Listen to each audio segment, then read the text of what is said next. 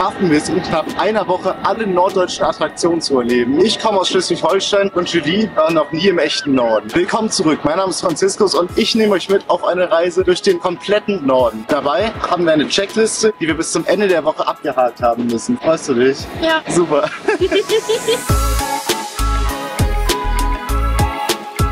Es ist gerade kurz vor 6 Uhr morgens, wie ihr wahrscheinlich gut erkennen könnt, am Kölner Hauptbahnhof. Denn wir nehmen gleich den ICE 618, der nach Kiel durchfährt. Was hältst du von der Entscheidung, dass wir so früh morgens Bahn fahren? Nicht so viel geschlafen, aber wir werden es überleben. Hat nicht so viel gekostet und wir sind um 11:30 da. Genau, 6:09 Uhr fährt der Zug hier los und dann sind wir um 11:23 Uhr in Kiel Hauptbahnhof. Das ist aber nicht unser heutiger Endstopp, denn danach geht es noch weiter in eine Stadt an der Ostsee. Viele von euch können sich schon denken, in welche Stadt es geht. Dort werden wir auch direkt bei der Ankunft den ersten Punkt auf unserer Checklist abhaken.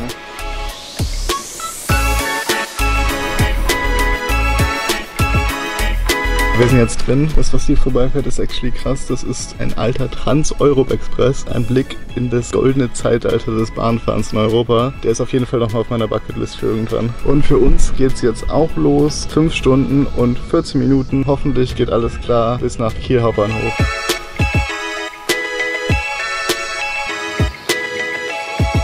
Mir ist bitterkalt. Mit unserem Halt in Bochum ist übrigens die erste Stunde der Fahrt geschafft. Bis Kiel sind es jetzt noch 4 weitere Stunden. Mit ein paar Minuten Verspätung sind wir jetzt in Münster angekommen. Offiziell der letzte Stopp in Nordrhein-Westfalen, bevor es dann gleich weitergeht über Osnabrück und Bremen nach Hamburg. Julie ebenfalls noch nie die Currywurst NDB Bordgastronomie Klassiker gegessen hat, werden wir das jetzt auch nachholen.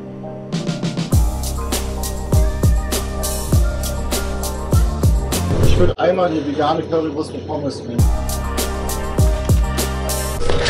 Würdest du sagen, 8:45 ist eine gute Zeit, um Currywurst Pommes zu essen? Perfekt.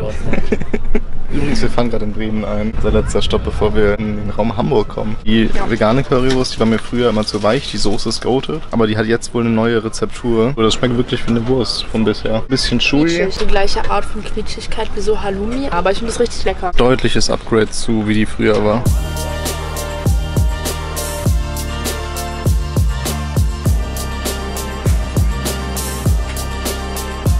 Wir fahren gerade in Hamburg-Harburg, heißt, wir sind jetzt offiziell in Hamburg, gehen jetzt gleich weiter.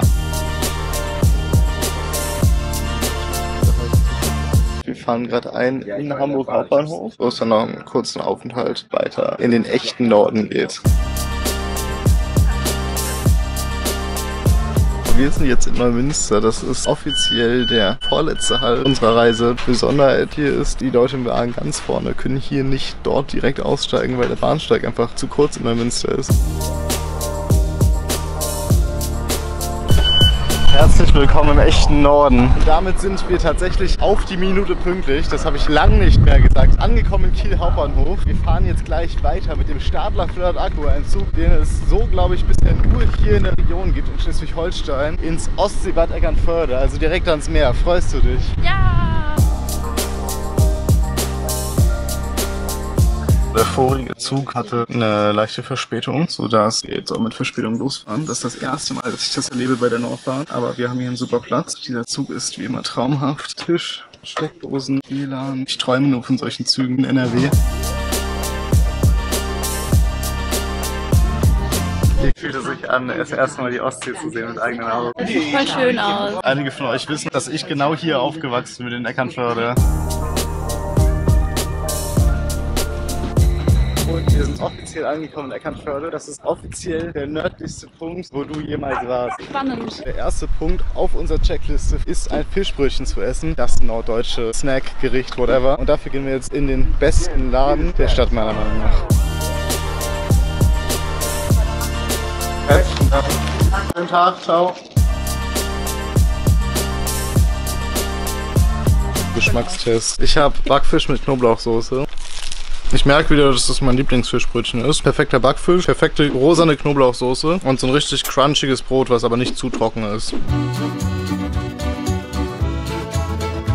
Wir haben Tag 2 heute. Wir sind unterwegs in Eckernförde. Morgen wird auf jeden Fall richtig spektakulär. Da sind wir an einem Ort, wo ich unter anderem schon vor über einem Jahr war. Oder vielleicht schon 2, ich bin mir nicht mehr sicher. Heute erkunden wir die Stadt und wir haben heute 3 Punkte auf unserer Checklist. Wir sind jetzt übrigens hier auf der Holzbrücke. Das ist so, wo man nach Eckernförde reingeht. Und vor uns ist der Rundspeicher. Das ist eines der Wahrzeichen von Eckernförde, würde ich mal sagen.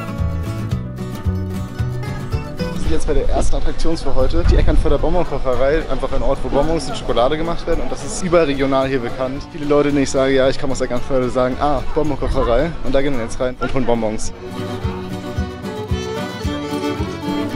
Wir haben jetzt Bonbons, die wir gerade schon probiert haben und ein bisschen Schokolade zum Probieren und das machen wir jetzt auch. Das ist Ab ins Meer Schokolade, die ist so mit Salz und so einer richtig coolen Verzierung. Lecker mit dem Salz, ne? Ich glaube, das ist eine ganz geile, leichte Salznote. Sehr gute Qualität. Damit haben wir offiziell den ersten von 3 Stopps abgehakt. Jetzt geht es weiter mit den nächsten und dafür geht es gleich ans Meer. Boah. Deine erste Reaktion auf das Meer in Nahe. Ja. Wenn man am Meer ist es ein essentieller Bestandteil, dass man auch ins Meer reingeht. Aber wir haben gerade nur so 18 Grad. Das Meer ist, glaube ich, auch viel zu kalt. Wir gehen trotzdem rein. Beziehungsweise mit den Füßen rein. Ich glaube, das zählt auch, um diesen Punkt abzuhaken. Ich bin nicht so mega der Fan von über Sand laufen, weil das kriegt so an den Füßen. Wir gehen jetzt offiziell in die Ostsee rein. Ich war seit Jahren nicht mehr hier drin, ne? Fühlst du dich jetzt in Norddeutschland angekommen? Also ich fühle mich gerade richtig, als wäre ich selbst Norddeutsch auch.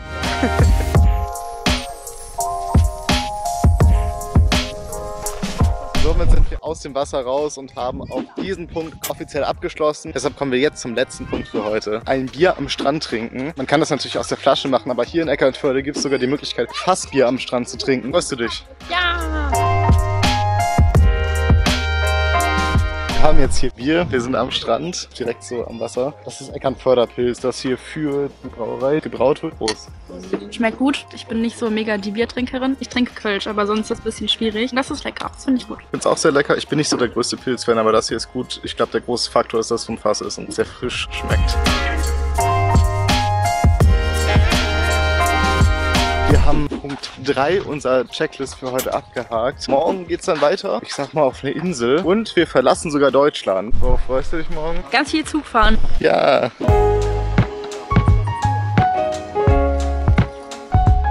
Wir haben den nächsten Tag. Wir befinden uns gerade in Schleswig, am schönsten Bahnhof, den es gibt. Da hinten ist gerade der Eurocity nach Kopenhagen. Schleswig ist deutlich besser ans internationale Bahnnetz angebunden als Kiel zum Beispiel, was Skandinavien angeht. Wir wollen heute auch nach Skandinavien als erste Etappe. Dafür geht es jetzt nach Husum, auch wieder mit dem Stadler-Flirt-Akku.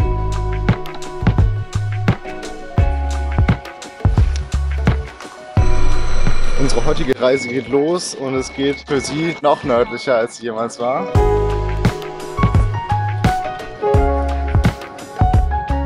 Wir halten jetzt gerade wenige Minuten später am Bahnhof Lübeck, der vorletzte Bahnhof auf dieser Strecke. Und wir fahren jetzt etwa 25 Minuten durch die Landschaft, ohne dass der Zug ein einziges Mal hält. Das ist für Verspätungsvermeidung natürlich sehr gut, aber bahninfrastrukturell irgendwie sehr, sehr quatschig.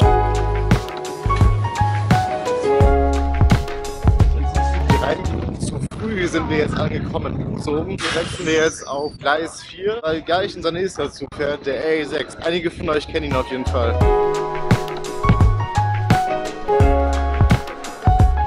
Jetzt geht es zuerst zum nördlichsten Bahnhof, den man überhaupt erreichen kann mit dem Deutschlandticket. Und ich war dort schon mal bei meinem erfolgreichsten Video, die längste Strecke, die möglich ist mit dem Deutschlandticket. Und heute geht es da wieder hin.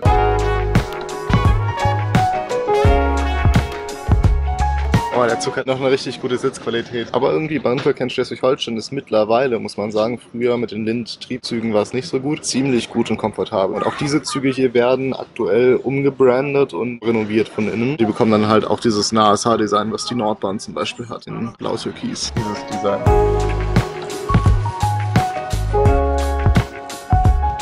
Da es hier mittlerweile immer flacher wird, merken wir auch, wir kommen immer näher zur Nordsee. In der Ostsee, in Eckernförde, in der Region ist es sehr hügelig durch Endmoränen von der Eiszeit. Und hier ist so das Norddeutschland, was sich viele unter dem Begriff Norddeutschland vorstellen. Einfach nur flach und irgendwann Meer, viele Felder. Hat auch was, aber ich glaube, ich mag mehr das, wo ich aufgewachsen bin. An der Nordsee war ich ja noch nicht. Ich glaube, ich muss meine Meinung gleich ausbilden. Tja.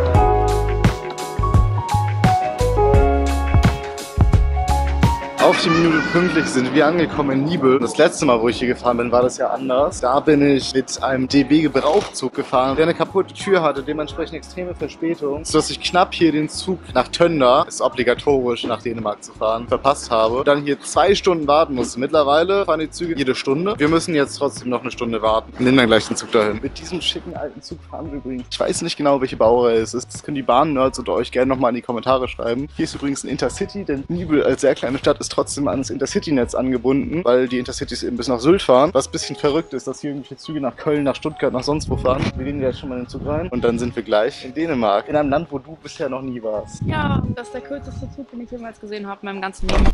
Übrigens wird der Zug hier von RDC betrieben, die auch den Nachtzug nach Stockholm fahren. Ich finde, das sieht richtig schön hier aus. Das ist ein richtig schönes altes Interieur. Mag ich richtig gerne. Wie wir sehen, das Zuginformationsdisplay startet noch mit Windows 7, aber es läuft jetzt. Übrigens hier in Nibel fahren sehr viele Autozüge, weil Autozug das Hauptverkehrsmittel ist, um nach Sylt zu kommen. Einmal den roten Autozug von der Deutschen Bahn und dann auch den blauen Autozug von RDC. Und pünktlich um 6 nach 12 geht unsere Fahrt jetzt weiter nach Dänemark.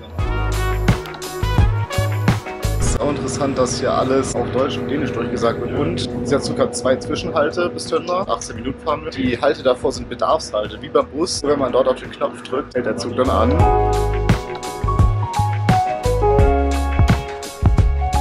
Und wir sind offiziell in Dänemark. Willkommen in einem neuen Land, wo du noch nie warst.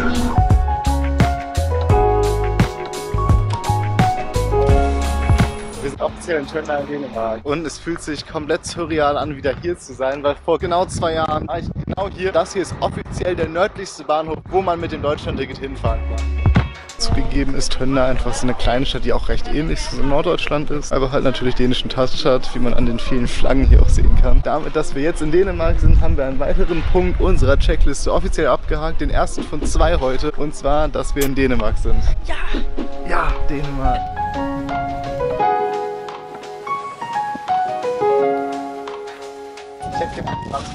Ein Franzkottok. Jo. Ich habe mir natürlich dann hier eine dänische Spezialität geholt. Das ist ein Franzkottok. Es gibt ja den klassischen, der so oben auf ist. Das ist so eine speziellere Version. Das ist einfach so ein Brot, was auch ein bisschen angetoastet ist, wo das oben drin steckt, so baguetteartig. Da ist auch so eine Mayo-Senfsoße drin. Probieren wir jetzt. Ist lecker. Kommt geil mit der Soße. Fällt nicht auseinander. Nur ohne Röstzwiebeln leider.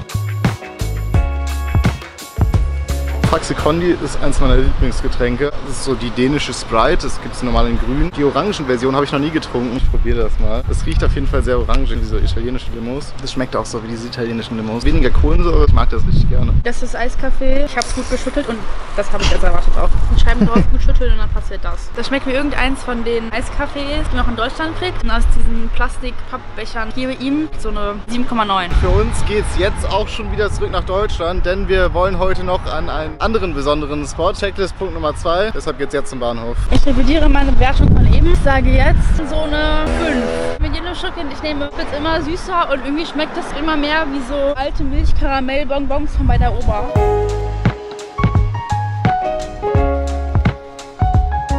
Und mit dem gleichen Triebzug geht's jetzt wieder zurück nach Deutschland.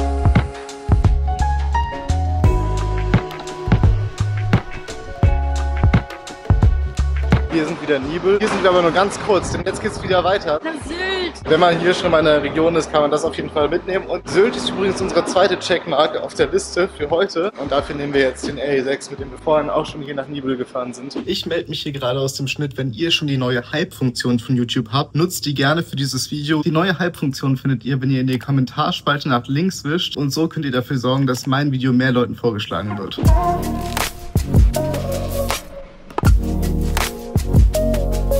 Mit einer Verspätung von 12 Minuten geht es jetzt los Richtung Westerland. Wir fahren so gut 34 Minuten da.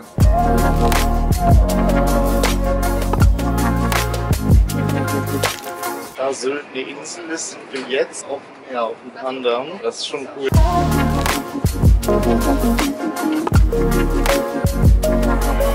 Wir sind jetzt in Keitum auf Sylt. Das ist der vorletzte Halt unserer Fahrt. Der nächste Halt ist im Westerland. Wie findest du es? Also noch haben wir nicht so viel gesehen. Ich weiß nur, dass auf der Fahrt hierher schreckliches Netz war und dass wir ein paar Häuser gesehen haben. So reich sahen die noch gar nicht aus bisher.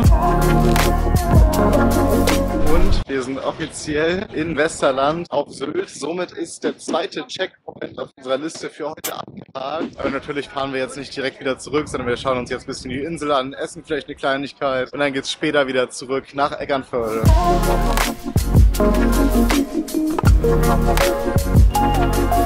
Willkommen auf Sylt. Ich gehe mal eine Runde im Kreis. Also noch habe ich nicht so viel gesehen. Jetzt gerade ist es irgendwie einfach eine überlaufende Innenstadt von einer Kleinstadt. Aber vielleicht ist woanders ein bisschen cooler. Gerade bin ich noch nicht so mega begeistert. Gerade check ich noch nicht, weil wir sind auch hier seit so 2 Minuten. Westerland ist auch nicht der krasseste Punkt hier. Das ist einfach ein Touri-Ort. Hier sind nicht die Reichen und Schönen.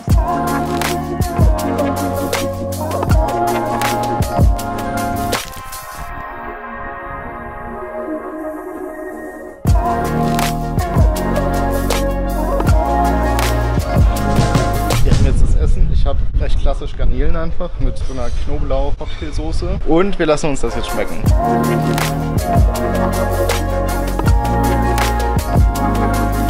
Das Wetter ist, wie es sich für Norddeutschland oft gehört, sehr regnerisch geworden hier. Aber das ist eigentlich egal, weil wir fahren jetzt eh wieder zurück.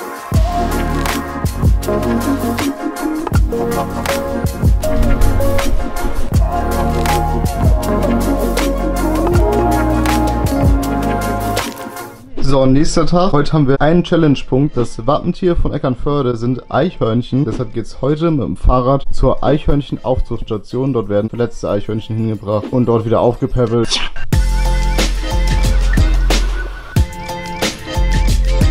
Wir sind jetzt hier in der Eichhörnchen-Schutzstation des Umweltinfocenters in Eckernförde. Wir schauen mal, ob wir jetzt ein paar Eichhörnchen sehen. Ich muss jetzt weinen, weil die so süß sind.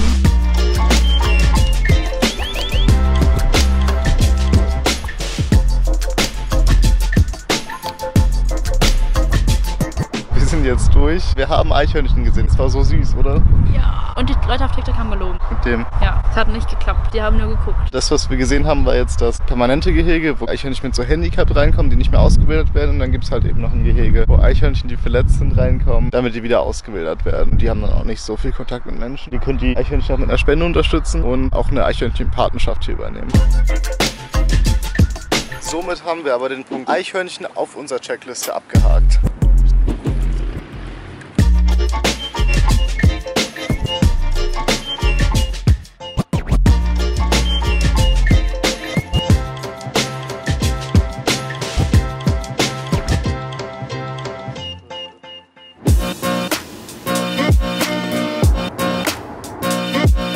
Sonntag. Wir sind heute in Kiel. Einen obligatorischen Punkt gibt es noch auf unserer Liste. Wir sind hier im Norden, da muss man einmal Schiff gefahren sein. Hier in Kiel gibt es im ÖPNV Schiffe, die kann man einfach mit dem Deutschlandticket fahren. Wir sind hier im Kieler Bahnhof und fahren dann Richtung Landtag.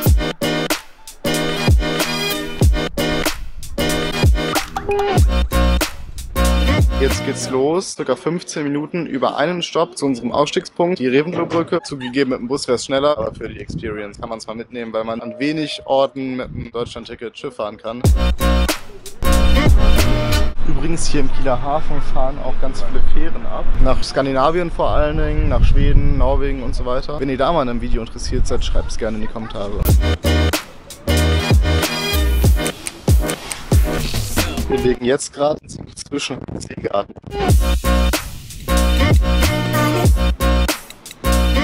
Ich fand jetzt gerade auch wieder einen Rundtag, der ist da hinten zu. Hier stehen noch Fahrräder und so weiter und in Kiel ist es einfach Teil des ÖPNVs, vor allem des Pendlerverkehrs. Viele Leute aus Kiel fahren damit auf jeden Fall zur Arbeit, weil es schneller ist, als mit dem Bus um die Bucht rumzufahren.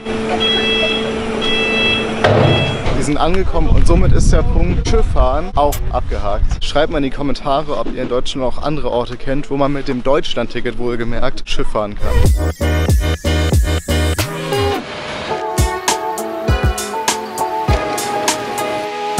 Es ist Montag, das ist unser letzter Tag. Wir sind heute wieder in Eckernförde und bevor es morgen zurück nach Köln geht, gibt es noch einen letzten Punkt auf unserer Checkliste und zwar ist es ein Leuchtturm sehen und in Eckernförde gibt es einen alten Leuchtturm, da können wir ganz nah ran und da gehen wir jetzt hin.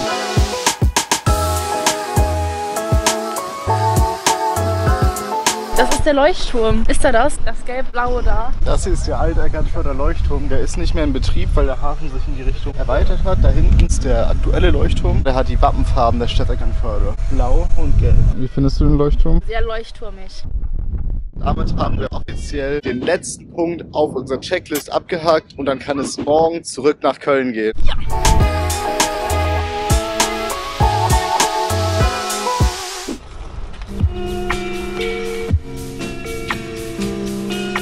Nächster Tag, heute geht's zurück nach Köln. Dafür geht's jetzt mit dem Stadler Flirt Akku ein letztes Mal in dieser Reise nach Kiel, wo wir dann ICE nach Hamburg nehmen und von dort dann wieder ein ICE nach Köln. Übrigens etwas Besonderes an der Zugstrecke Eckernförde-Kiel ist dieser krasse Ausblick auf die Ostsee. Eine Zugstrecke, die genauso einen coolen Ausblick hat.